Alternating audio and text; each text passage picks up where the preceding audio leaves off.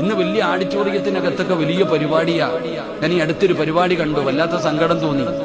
എന്റെ പ്രിയപ്പെട്ട സഹോദരങ്ങളെ, ഞാൻ ചിന്തിച്ചു പോയി, ഇവിടെ ഇരിക്കുന്ന ഒരെണ്ണത്തിനും പോലും വിവരമില്ലല്ലോ. എടാ ഞാൻ ചോദിക്കട്ടെ, ഇന്ന് അങ്ങനെയുള്ള പരിപാടികളൊക്കെ നടക്കുമ്പോ പെണ്ണൊരുങ്ങി ഇത് സ്റ്റേജിലിരിക്കും, ഉടനെ വാ മോനെ അരിമോനെ പയ്യൻ കെട്ടിയിട്ട് പോലും ഇല്ല, അന്യ പുരുഷന നീ വാടാ എന്ന് പറഞ്ഞിട്ട് കൂടെ നിർത്തിയിട്ട് ഈ വിവാഹം കഴിക്കാത്ത പെണ്ണിന്റെ കൂടെ നിർത്തിയിട്ടാ ഫോട്ടോ എടുക്കുന്നത്.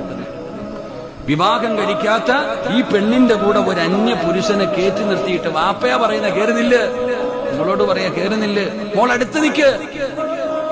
എടാ നാണമില്ലാത്ത ചെറുപ്പക്കാരാ, നിന്റെ സ്വന്തം പെങ്ങളെ ഒരുത്തൻ കൂടെ നിർത്തി ഫോട്ടോ എടുത്തപ്പോ നിന്റെ രക്തം എവിടെ പോയടാ മോനെ? നിന്റെ ഈമാൻ എവിടെ പോയി? അവൻ കെട്ടിയിട്ടൊന്നുമില്ലല്ലോ, അവൻ മരിച്ചുപോയാ നിന്റെ ഭാര്യ നിന്റെ പെങ്ങളി ഇതൊന്നും ഇരിക്കണ്ടല്ലോ.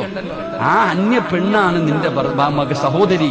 ആ കണ്ടവന്റെ കൂടെ കയറി നിന്ന് ഫോട്ടോ എടുത്തപ്പോ അത് തെറ്റാണെന്ന് പറയാനുള്ള ഈമാൻ നിനക്കില്ലാതെ പോയില്ലേ?